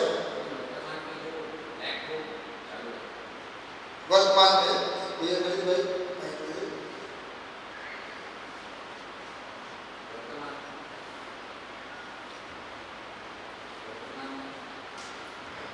हेलो, अभी वर्तमान में जो ब्लैक होल की जो प्रक्रिया चल रही है, ब्लैक होल, हाँ, जो ये परंपरा खंडित करेगा नहीं करेगा। पहली बात तो मुझे अभी ब्लैक होल मुझे समझ नहीं आया, लेकिन मैं बताऊँ पता नहीं क्या है। उसका नाम ही है ब्लैक होल, जिसके बारे में कुछ जान नहीं सकते। जहाँ लाइट भी आती है तो आती नहीं है, उसको समझे कैसे? वो धरती को आर पार छेद कर बड़ा होल। नहीं, धरती तो समाई जाएगी उसमें। यशवंत भाई, इतना छोटा ब्लैक होल नहीं है कि वो तीर कितने ब्लैक होल ऐसा बता रहे हैं कि उसमें जैसे हमारी धरती ऐसी करोड़ों धरतियां उधर चली जाए तो समा जाएंगे और गायब हो जाएंगे, पता ही नहीं चलेगा। तो पता नहीं क्या चीज है ऐसी। अभी तो मैं इस बारे में, मेरा अध्ययन बहुत अच्छे से हुआ नहीं है ना। कई बार बहुत सारी जो हमने माना, कुछ तो वास्तविकता है ना, और कुछ हम कल्पना करते हैं। और वो कल्पना ऐसी होती है, कभी मेरे वो 25 में तो हो जाता है। यहाँ पे जैसे मैंने अंधकार को 3 तरह के शब्द होते हैं। कैसे? एक तो जो वास्तविकता को बताते हैं, जैसे प्रकाश है, सुख है, शांति है, ये वास्तविकताएं हैं, सूरज, चांद, तारे, है ना। तो 2 तरह के शब्द होते हैं जिसको हम कह रहे हैं जो सार्थक।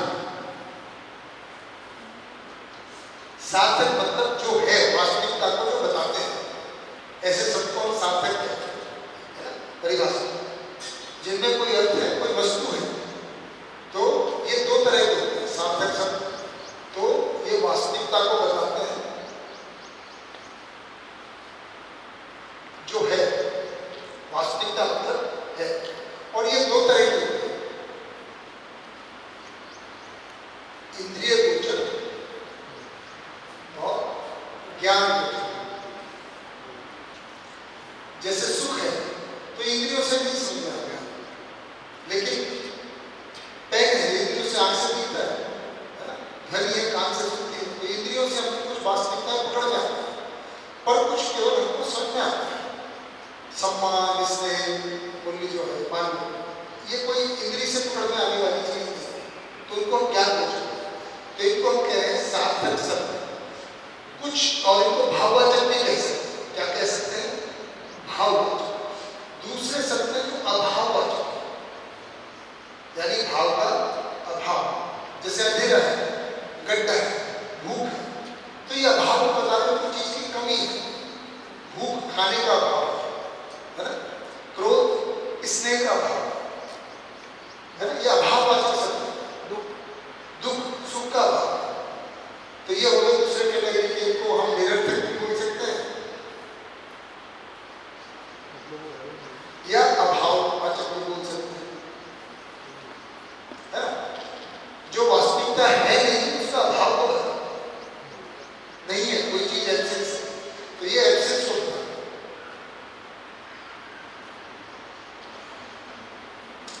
तीसरे तरह के शब्द हैं तो केवल काल्पनिक है।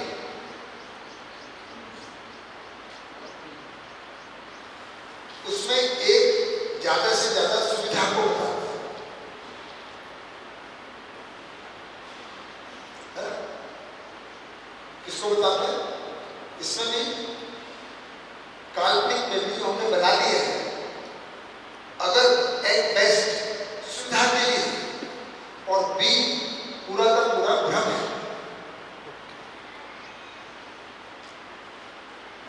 ये वास्तविक अभाव सुविधा। अब एक उदाहरण दे, इसका और इसका तो हो गया। सुविधा के लिए जैसे हमने बताया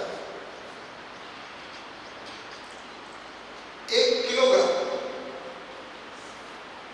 1 मीटर, 1 सेकंड। अब ये मीटर कोई वस्तु है क्या? अपने आप में मीटर क्या है?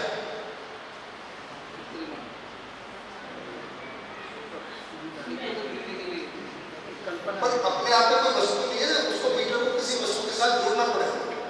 1 मीटर कपड़ा है या 1 मीटर दरी है या क्या है या छड़ी है, अपने आप में अगर आप 1 मीटर लिख दें वो कुछ नहीं है, कल्पना है, मान्यता है। हमने बना लिया है कि इसको 1 मीटर बोलेंगे, इसको 1 किलोग्राम बोलेंगे। अगर उसको सार्थक जुड़ना है तो उसको वस्तु के साथ जुड़ना पड़ेगा, सुविधा वाला इसके साथ वस्तु के साथ। गणित पूरा का पूरा 1 2 3 क्या है? अपने आप में एक क्या है? कुछ नहीं। 1 पेन हो सकता है, 1 कुर्सी हो सकती है, कोई वस्तु हो, तो वस्तु के साथ जुड़ के उसकी सार्थकता बनेगी। अपने आप में 1 2 3 मीटर किलोमीटर सेकंड मिनट कुछ नहीं है। आप देखिए, हम बच्चों को रटाते जरूर है, 2 1 2 2 2 1 जा 2 2 जा 2 बच्चा रटता रहता है, पर 2 क्या 4 क्या? कोई वस्तु के साथ जुड़ के वस्तु है ना। तो ये बात, तो ये सुविधा वाले metre kilometre centimetre decimetre nano second micro second सब ऐसे कल्पना, अपने आप में कुछ नहीं। समय क्या है? परिचय सुनना हो गया? नहीं हुआ है? अच्छा, तो समय भी क्या है? चलिए समय क्या है? अब यहाँ नैनो सेकंड माइक्रो सेकंड की बात करें।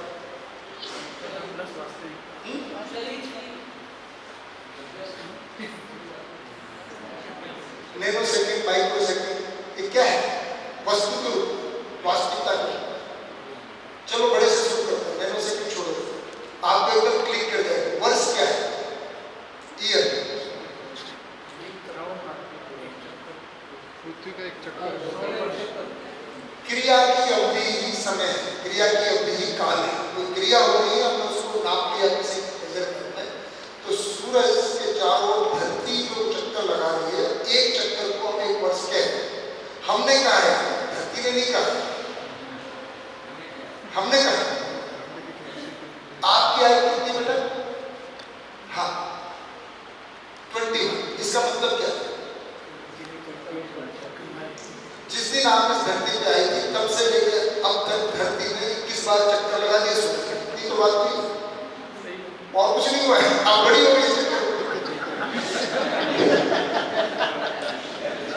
तो क्रिया की अवधि है, जब आई थी तो छोटी थी, धरती ने चक्कर लगाए बड़ी हो गई। तो हर क्रिया को हम ऐसे करें कि भाई गेहूं जिस दिन बोएंगे और जिस दिन फसल आएगी कितना समय लगेगा? धरती जब तक 1/4 चक्कर लगाएगी कितना समय लगेगा? सब नाम उसी के साथ है।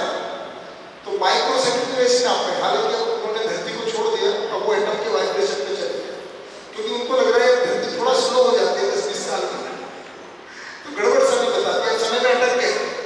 तो एटम की कुछ वाइब्रेशन वो नहीं बदलता है, ठीक है ना। तो समय कुछ नहीं है, ये सब हमारे कल्पना। वास्तविकता तो धरती का सूरज के चारों ओर घूमना है ना, वो वास्तविकता है, वो हो रही है घटना।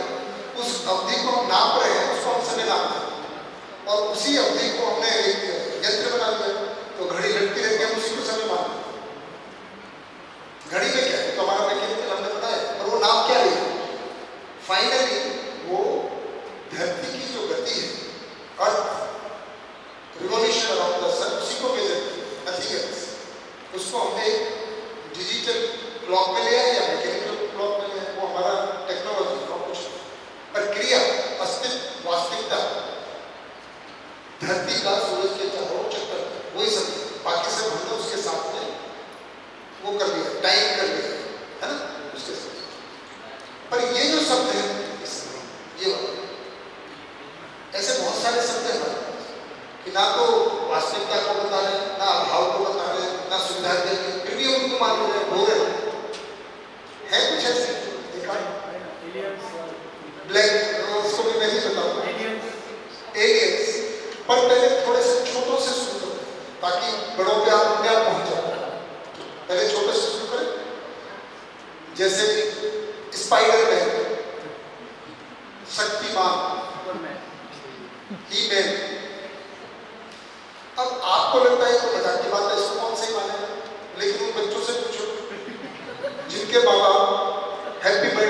SOP, उसको ड्रेस दे दी।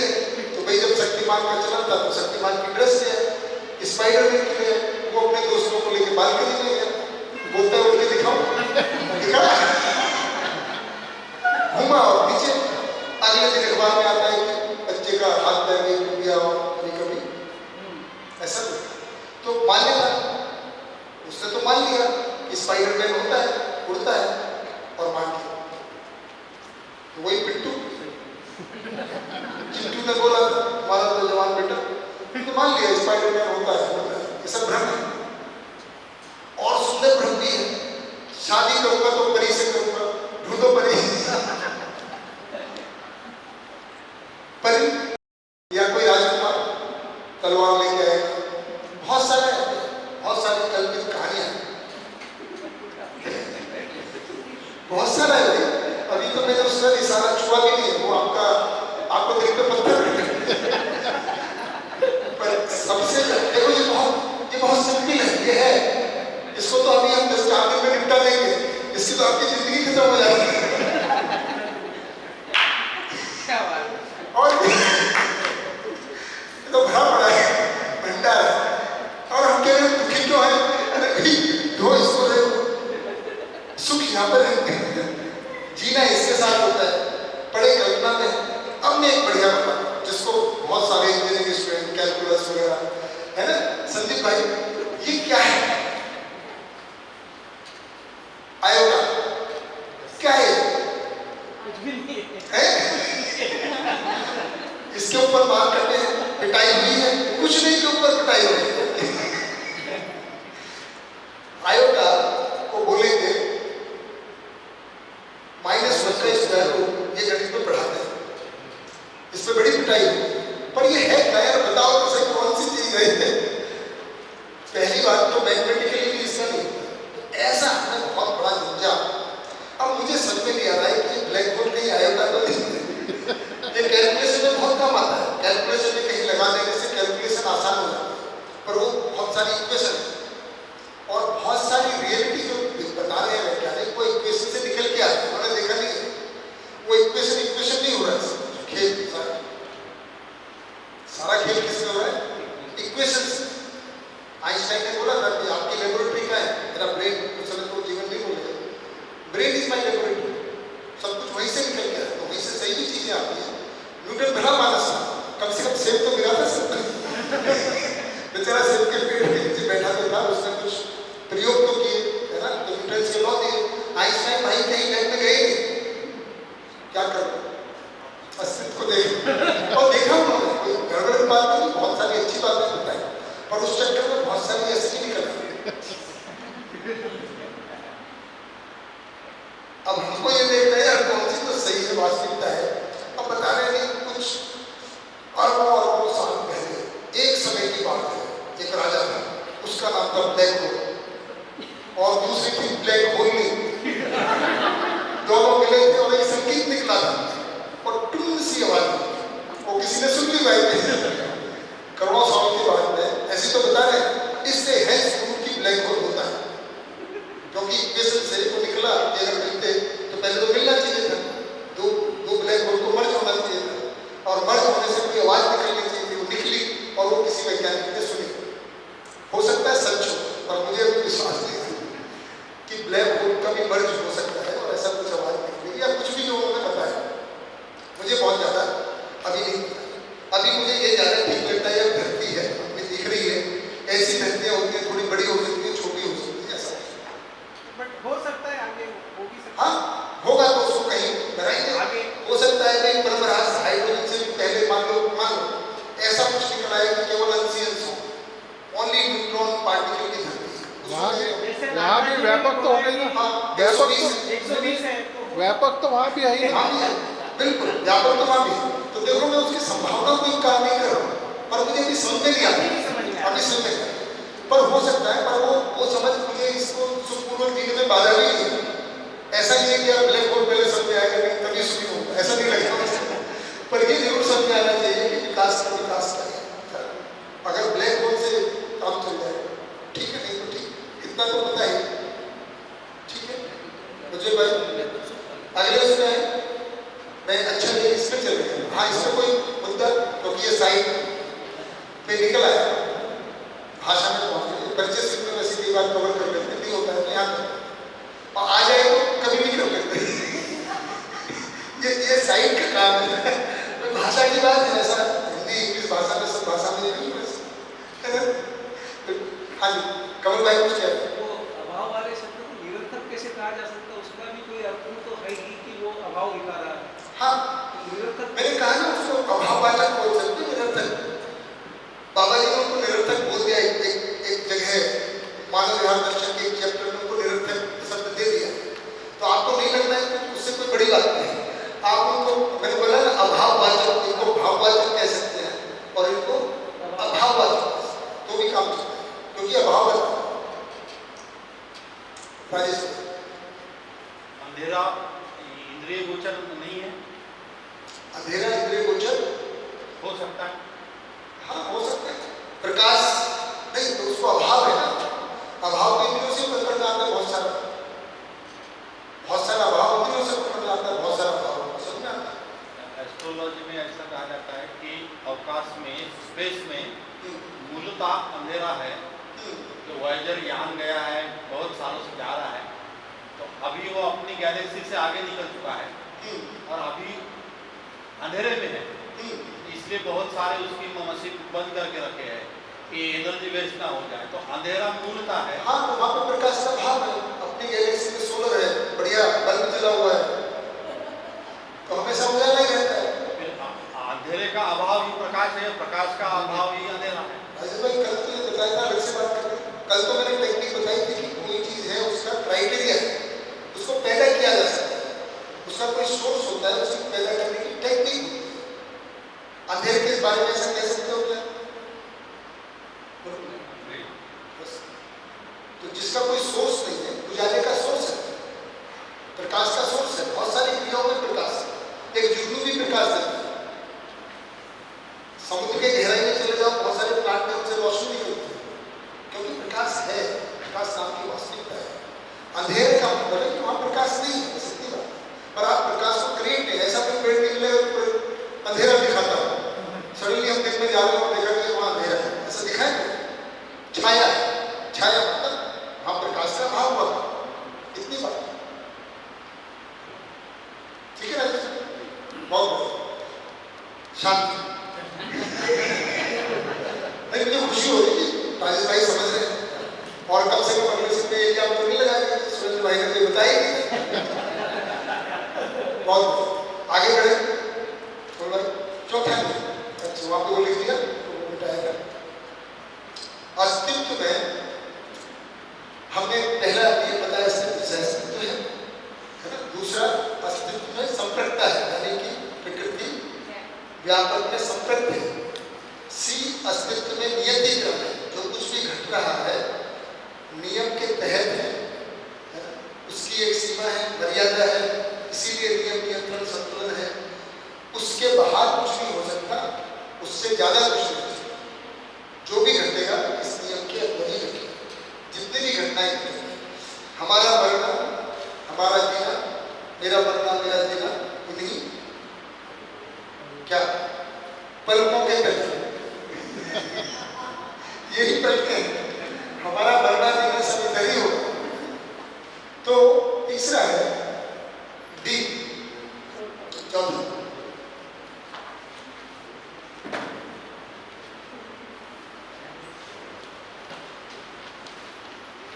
वर्तमान है। ये मैं कुछ लिखना चाहता हूं।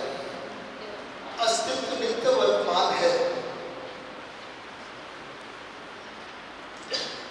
कुछ ये कॉन्सेप्ट पहले आ गया है, थोड़ा सा रिवीजन होगा, पर इसको कर लेना ठीक रहेगा। अस्तित्व सहअस्तित्व है, अस्तित्व में संपृक्तता है, प्रकृति व्यापक में डूबी दी गई है, कोई ऑप्शन नहीं है कि उससे बाहर निकल जाए, और उसके होने से उसमें संगति परिणाम, संगति परिणाम है तो नियति क्रम है, उसमें श्रम होता है ना। तो ये परिणाम है, हाइड्रोजन, हीलियम, ये सब परिणाम है, क्योंकि यहाँ श्रम हुआ, एफर्ट हुआ, और इनके अपने अपने आचरण है, हर अवसर है ना।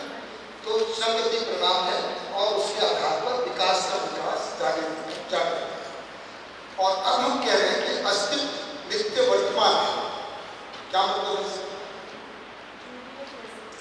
जो भी है, एक तो ये हमेशा नित्य ही है, रहेगी वैसी ही है। हाँ, there is no past, there is no future at the existence level. वो हमारी जिंदगी की घटनाओं के आधार पर हो सकता है ये पास्ट फ्यूचर, पर अस्तित्व में एग्जिस्टेंशियल लेवल पे there is no past, there is no future, continuous existence, नित्य वर्तमान। एक तो ये बात है। एक और बात, मतलब ये तो है ही, एक और बात, किसी को ध्यान कहीं गया हो कि नित्य वर्तमानता का और दूसरा क्या बनाई जा सकती है, ना घटाई जा सकती है, वेरिएशन नहीं होगा, वेरिएशन नहीं होगा, वो स्थिर हो जाए। इधर कोई दीदी बोली, वाणी दीदी कौन सी दीदी, कौन बोल रही? अश्विनी दीदी, मीना दीदी, हाँ मीना दीदी बोलिए ना, क्या बोल रहे हैं? माइक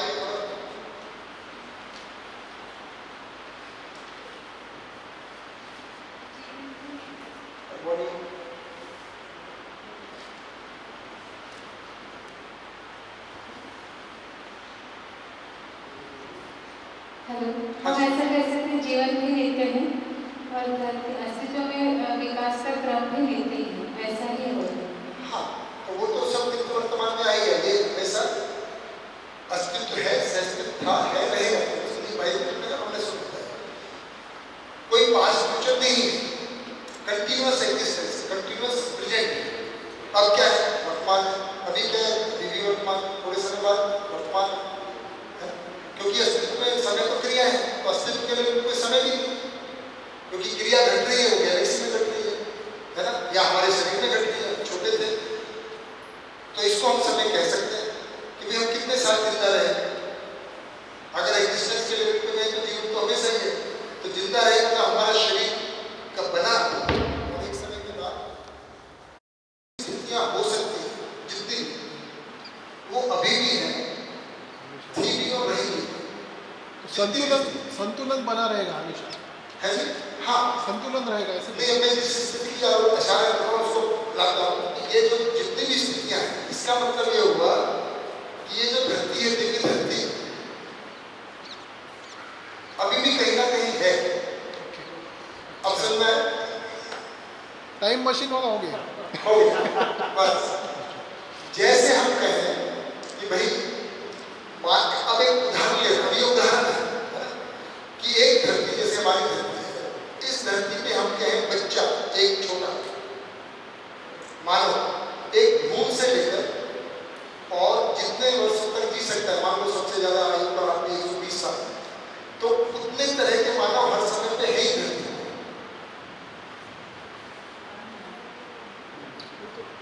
एक दिन का बच्चा, 2 दिन का बच्चा, 2 दिन का, 1 मिनट का बच्चा, सब हमेशा धरती पर है। ये हो सकता है कि कोई स्थिति हमारे घर में नहीं, हमारे मोहल्ले में ना हो, 2 साल का बच्चा नहीं है हमारे घर में, सब बड़े हो गए, सब पढ़ लिख लिए, बड़े हो गए, नहीं आ जाएगा उसके बाद बेटे की शादी हो जाए तब आ जाए, पर है ही धरती पे नहीं, ऐसा नहीं। उसी तरह से जितनी भी ये धरतियां हैं, जितने भी प्रकार की हैं, कम विकसित, अल्प विकसित से लेकर पूर्ण जागृत या पूर्ण विकसित, सभी तरह की धरतियां, सभी तरह के परमाणु, सभी तरह की रचनाएं धरती पर हमेशा अस्तित्व में हमेशा है। एक इससे दूसरे अभी इससे सभी को पता है थोड़ी नहीं, हाँ नहीं, इससे कंसेप्ट पे एक अभी लग रहा है कि अभी भी कहीं ना कहीं स्वर्ग है, कहीं ना कहीं संपूर्ण विकसित धरती है, कहीं ना कहीं मतलब जिसको अपन स्वर्ग कहते हो कहीं ना कहीं है। ठीक है, बिल्कुल है। जो स्वर्गवासी वो वहाँ पर हम वहाँ जाके की बात कर रहे हैं, तो इस धरती की बात कर रहे हैं। अच्छा, एक और बात है भाई, वहाँ आप चले कैसे जाओगे? अब वही मैं बोल रहा हूँ, थोड़ा माइक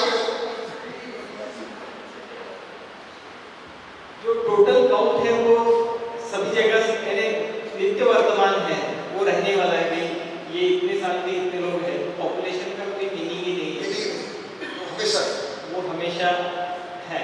तो कहीं अभी हमारे यहाँ पे बढ़ गई है पॉपुलेशन, हमारे यहाँ के लिए अर्थ पे पॉपुलेशन बढ़ गई है, तो कहीं ना कहीं कम हो गई है। नहीं, ऐसा नहीं।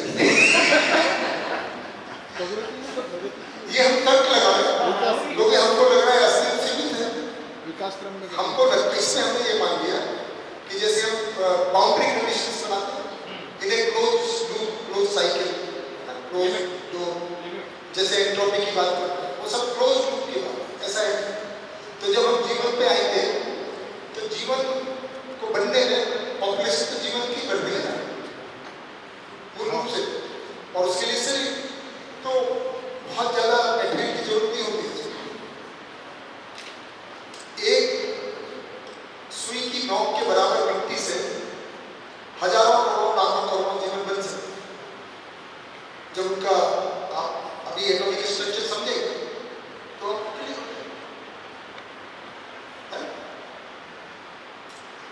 ठीक है ना। तो अस्तित्व नित्य वर्तमान का मतलब है कि जो भी स्थितियां हैं है ना जितनी हो सकती है अनुभव की यही महिमा है ना कि भाई सब कुछ देख लिया अब हमको पता चल गया डेथ कितनी है। You die to the swimming but you know बदलने की जरूरत है बहुत बढ़िया टैगलाइन होगी जादू इंटरनेशनल स्कूल की टैगलाइन हुई।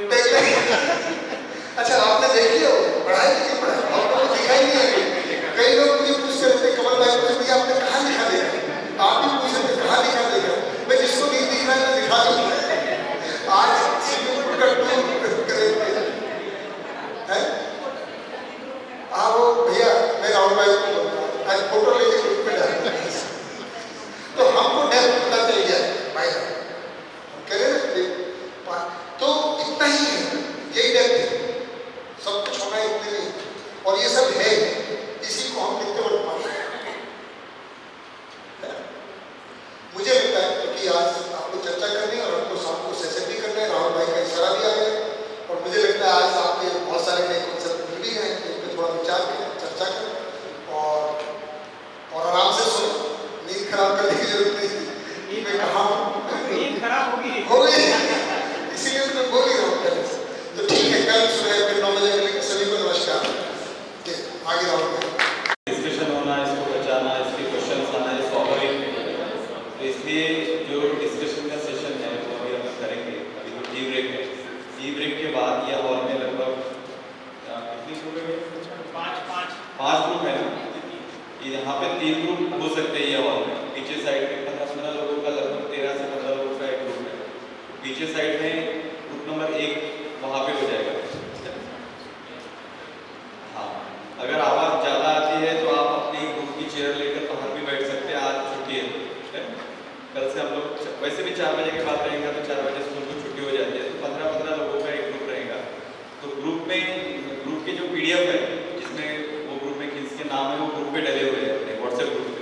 तो सब लोगों ने देख लिया क्या एक बार हाथ। तो अभी रिसेस में आप देख लीजिए सब लोग ग्रुप में हैं व्हाट्सएप ग्रुप में। कोई ऐसा है कि जो व्हाट्सएप ग्रुप में नहीं है ना।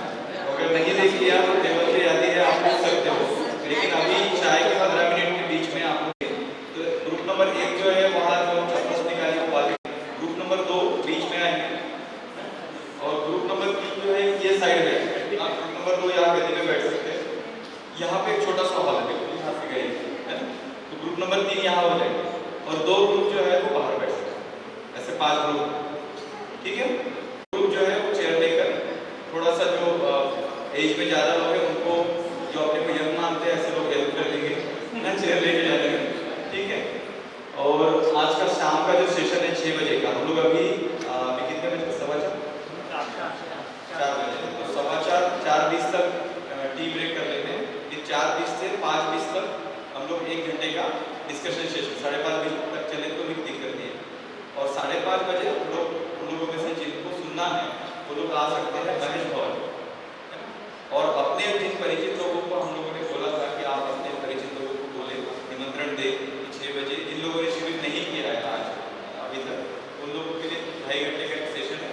तो उसके लिए सभी लोग एक बार फिर से फोन कॉल करेंगे रिसेस के बीच में वगैरह कि वहाँ पहुँचे करके 6 बजे और एग्जैक्ट 6 बजे जो है सेशन शुरू हो। ठीक है कोई कन्फ्यूजन ठीक थैंक यू।